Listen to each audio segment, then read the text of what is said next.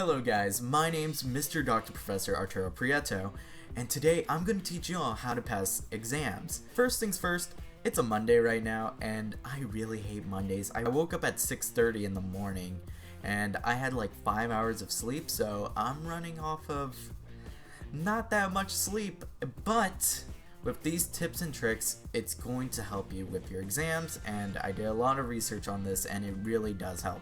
So let's just get started. The first thing that I really have to recommend is to study as of today.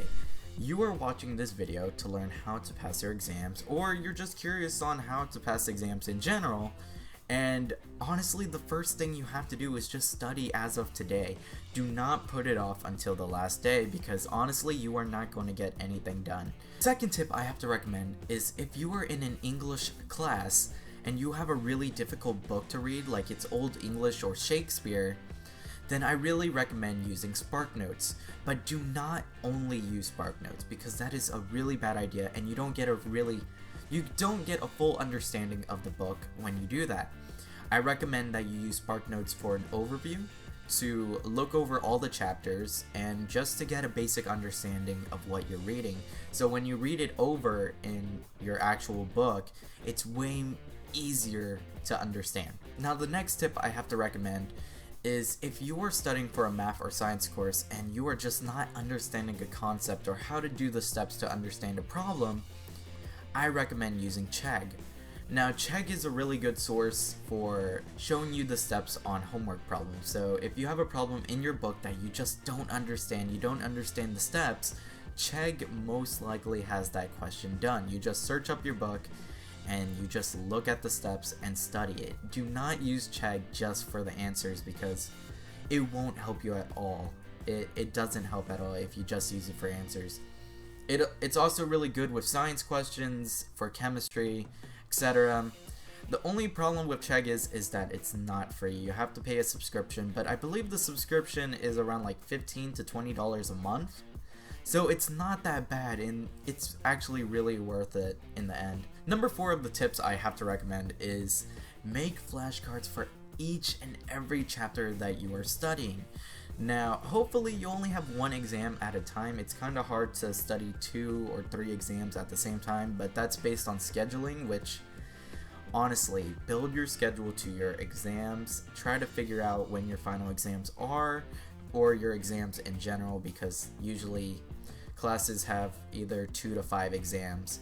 But yeah, make flashcards for each and every chapter. It does help with a basic overview, and when you're studying each and every day like you should be, then it really does help when you're studying one chapter this day, one chapter the next day, and then on the final day, not right before the final exam, because I believe you're going to need like 2 days of review time, then just look over those, get a basic overview, and test yourself. That's honestly the best advice I can give you, is to test yourself. The next tip, and the most fun tip there is on this list, is to create an incentive to study.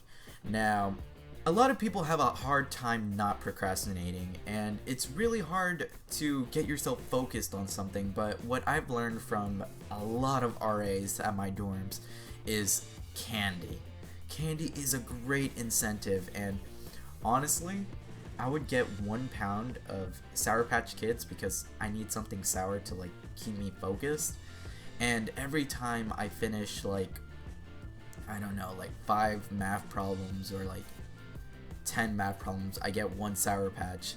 And honestly, I mean, we already have freshman 15, so I mean, 1 more pound of candy doesn't really do anything to you, so 16 pounds isn't that bad. No, but seriously, do not overdo it with the candy. Sometimes you'll go on a sugar rush, and once you hit a sugar rush, you are most likely going to crash after that, and you are most likely going to want to go to sleep early, which is a bad thing. So cool it down with the candy, but also create an incentive for yourself to do your work. It doesn't have to be candy, it could be something else. One thing that has been scientifically proven is to review your work right before you sleep. It really helps with memorizing what you just learned, and when you sleep, which I recommend, get 8 hours of sleep. That's one of the biggest tips right there. Get 8 hours of sleep. You don't want to be running on like 3 to 5 hours like me. But yeah, review all your stuff right before you sleep, and it really does help with memorizing the content later on, and you want to make that short-term memory into long-term memory. Now, this is not exactly for exams, but it's for the final exam. And what I recommend for the final exam is to keep all of your old exams. Most teachers have 4 to 5 exams, or basically just a midterm right before, and make sure to ask for your exams. Some teachers who are, I believe liberal arts teachers, won't let you keep your test, but they will let you review it because you have the right to look at your grade.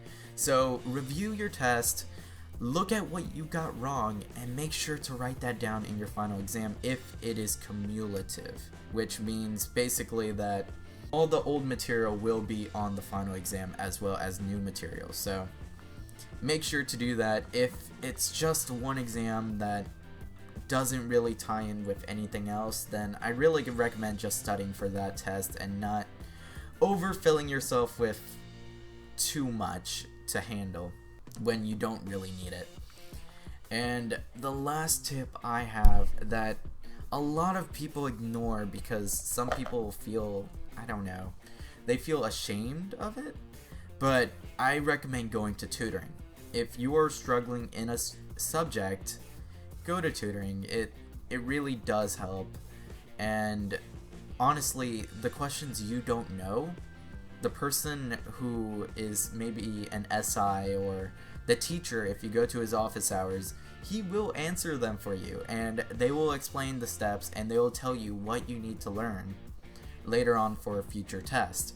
One other thing that I forgot to mention was to eat right. So basically eat breakfast, lunch, and dinner. But that's all I had to say for this video. Thank you so much for watching my videos. It's been a while since I've been recording more and more because a lot of the things trending right now is just presidential election, and yeah, it's been a crazy week. So yeah. Thank you all for watching this video. If you like this video, please leave a like, and also don't forget to hit that subscribe button. And now for y'all that are using mobile phones, you can just literally click your screen and you can subscribe right then and there. It's so easy. I made it easy for y'all just to subscribe. So thank you all for watching, and I'll see y'all next time.